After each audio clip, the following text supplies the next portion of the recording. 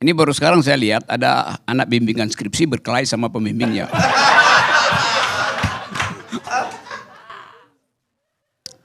Oke ya, saya ambil cara untuk mengulangi ingatan saya, pelajaran yang saya beri pada mahasiswa saya 20 tahun yang lalu. Saya mengasuh mata kuliah filsafat politik, di dalamnya ada problem yang kita sebut politik identitas, politics of identity, politics of recognition, dan multiculturalism. Yang diucapkan tadi yang kacau definisinya. Saya pelan-pelan. Saya mulai dari soal Kodari tadi, soal India dan Pakistan itu. Di tahun 40-an, mungkin 43 itu, ada peristiwa di India, ada kerusuhan agama, etnis bahkan itu. Antara Hindu yang mayoritas dan Islam yang minoritas. Seorang pemuda terbunuh pada peristiwa itu. Pemudanya Muslim. Peristiwa ini diterangkan oleh Amartya Sen di dalam bukunya, dan kita ingat bagaimana kita memahami sesuatu yang kita sebut politik identitas.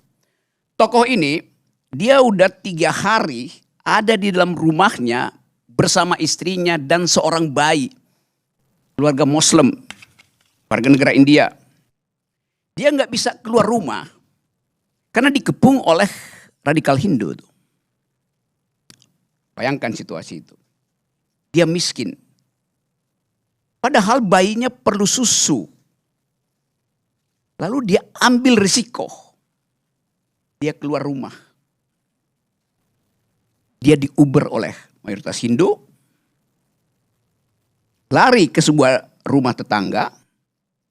Berupaya diselamatkan oleh tuan rumah.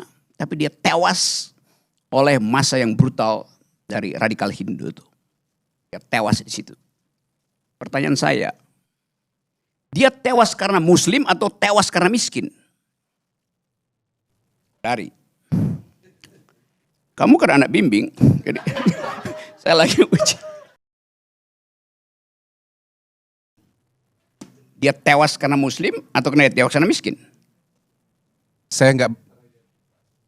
Ya, sebagai apa? Yes. Tapi kita mesti terangkan. Kalau dia orang kaya, nggak mungkin dia keluar rumah. Kulkasnya penuh. Bahkan dia bisa pakai private jetnya untuk beli Gak bisa bang, susu pakai helikopter bang. Ya, Kalau private jet gak bisa, pakai helikopter bisa naik ke atas. dia itu orang kaya, lebih kaya dari lo gitu. Jadi lo nggak usah bayangin apa-apa gitu. Saya yakin sekarang saya lebih kaya daripada abang. Itu nanti dibuktikan di KPK. Saya ulangi poin itu ya, ini serius nih.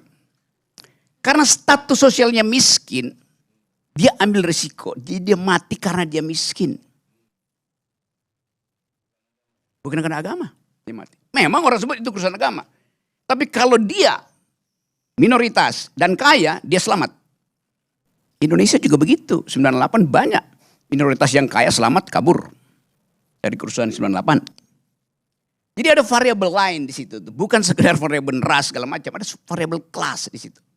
Itu poin pertama. Poin kedua, saya dengar tadi Pak Jokowi bicara tuh bahaya. Oke, bahaya. Oke, kita bisa bayangkan dulu bahayanya dulu ya. Tapi kemudian beliau tambahkan, kita akan ada orang yang memanfaatkan itu. Ini udah insinuasi. Siapa yang akan memanfaatkan? Tentara. Kartosuwiryo. Aidit. Siapa? Jadi istilah itu aja udah menimbulkan kecemasan. Siapa? Cina, Amerika. Jadi Pak Jokowi bicara sebagai politisi di situ, bukan sebagai negarawan, kendati itu forum negara. Karena dia menakutkan sesuatu yang dia juga nggak tahu tuh apa tuh. Akan diporak-porandakan, akan ada yang menyusup segala macam. Siapa? Jadi kalau saya lihat misalnya Pak Jokowi, mending jangan lihat ILC, karena Anda akan gugup untuk melihat bahwa konsepnya macam-macam di sini. Dia pasti nggak ngerti. Sekarang saya buat mengerti dulu ya. Saya buat mengerti dulu. Kata identitas dipakai Pak Jokowi, kita juga pakai kata itu. Apa sih itu identitas tuh? Siapa di sini yang punya identitas? Identitas itu di dalam bahasa aslinya, bahasa Yunani, artinya dia yang sudah mati. Karena cuma orang mati yang bisa diidentifikasi. Itu etimologinya begitu. Arya Bima identitasnya Soekarno. Apa selamanya begitu? Belum tentu. Karena dia masih hidup, dia masih berubah. Kodari, apa identitas tiga periode? Pasti begitu. Jadi soal itu yang gagal kita bicarakan. Pak Jokowi dengar doang politik identitas, di dalam kepalanya Islam, selesai. Karena nggak paham itu. Yang nggak paham yang salah bukan Pak Jokowi, lingkungannya yang brief dengan cara yang buruk. Itu akibatnya kalau bergaul dengan orang dungu. Yes. Saya terangkan itu lebih lanjut. Sekarang saya lanjut ya. Perlahan-lahan aja. Sesuatu disebut sebagai identitas karena direkognisi. Dalam politik, identitas itu timbul karena direkognisi. Supaya kita selamat dari kedunguan yang menganggap identitas itu final. Enggak. Identitas itu ada kalau orangnya final, artinya udah mati dia. Baru dia kita tahu identitasnya tuh. Selama dia hidup, aroma politiknya Bung Choi ini, Ustadz Choi ini berubah-ubah. Dari pro Ahok sekarang dia menganggap Ahok ada kesalahan di situ. Biasa itu. Pro Anies sekarang. Biasa aja. Kodari dari pro Prabowo sekarang masih pro Prabowo. Jadi secara ensiklopedi kata identitas itu hanya mungkin terjadi kalau orangnya udah mati. Itu intinya. Nah sekarang untuk menyelamatkan kekacauan konseptual itu dibikin istilah lain, politics of recognition. Dalam kategori itu identitas dianggap dihidupkan karena direkognisi. Nah itu yang menyebabkan kasus di Kanada misalnya, dia pakai politik multikultural, di kita multikultural.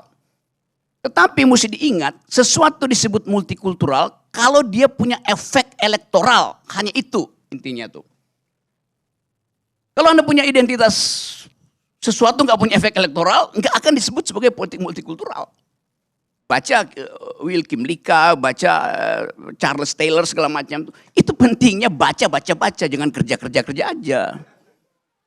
Jadi bangsa ini didirikan oleh orang yang membaca buku. Sehingga tadi yang terangkan oleh Fahri, mestinya kita perkakas yang ditinggalkan bangsa ini itu otak. Pikiran kita pakai, teruskan perdebatan konstituante itu, teruskan percakapan tentang masa depan itu. Nah Pak Jokowi nggak ada di situ. Pak Jokowi nggak tahu masa lalu, nggak tahu masa depan. Coba kita fair, coba tanya Pak Jokowi. Apa yang Pak Jokowi tahu tentang yang diterangkan oleh Fahri? Nol. Apa yang diterangkan Egy itu tentang masa depan, harapan. Rock ini memang sok tahu benar-benar. Saya tahu semua memang, karena itu saya terangkan. Kan tadi kita berupaya untuk mendengar. Lama-lama oligarki intelektual juga dia. Ini apa relevansinya nih saudara? Lanjut. Oke, lanjut sekarang ya. Saya ambil sekarang bagian yang oke, kita bicara masa depan sekarang. Kita ingin masa depan kita dihasilkan oleh pemilu yang bermutu, right? Oke. Pak Jokowi juga bilang begitu, pemilu mesti bermutu tuh. Bagaimana pemilu itu bisa bermutu? Ada pertengkaran pikiran di dalam kampanye. Itu intinya tuh. Seorang pemimpin, dia harus mampu untuk menghasilkan konsep yang visioner. Di mana konsep visioner itu dimungkinkan dihasilkan? Di universitas, dalam pertengkaran di kampus. Tetapi, kata Pak Jokowi, jangan bawa politik ke kampus.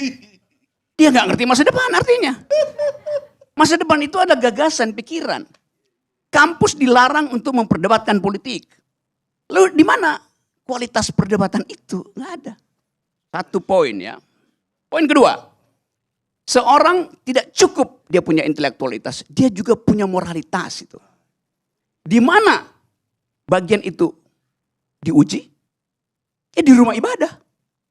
Tapi nggak boleh menguji presiden di rumah ibadah. Jadi Pak Jokowi mau bilang pemimpin ke depan itu nggak perlu intelektualitas, nggak perlu moralitas. Cukup elektabilitas. Nah, itu urusannya Kodari. Survei aja. Jadi kita mensurvei sesuatu yang pemimpin kita hasil survei, bukan hasil pertengkaran akademis, bukan hasil moral clarity. Karena di tempat di mana pertengkaran pikiran harusnya diwujudkan, justru dilarang, yaitu kampus. Di tempat di mana moralitas diuji, justru dilarang, yaitu masjid, gereja, rumah ibadah. Di mana otaknya? Jadi dari awal kita tahu bahwa pemilu pasti nggak bermutu. Poin terakhir. 75 hari kampanye. Salah. 4,5 hari kampanyenya. 17 partai ingin membuktikan visinya itu masuk akal. Selama 70 hari. 70 bagi 17, 4,5 hari. Apa yang mau diharapkan dari pertukaran pikiran selama 4,5 hari? Yang diharapkan adalah amplop. Rakyat nunggu amplop. Jadi pemilu ini didesain untuk menghasilkan orang yang tidak berpikir dan orang yang hanya menagih amplop. Itu intinya. Nah, karena itu saya anggap bahwa ini refleksi kita supaya kita nggak segera ditipu oleh juru bicara yang disewa oleh istana untuk membodohi kita. Ini forum kejujuran gitu. Saya nggak punya kepentingan, saya nggak punya partai, gue nggak dukung siapa-siapa. Tapi gue dukung, saya ingin dukung orang yang berpikir. Itu intinya tuh. Assalamualaikum warahmatullahi wabarakatuh. Waalaikumsalam.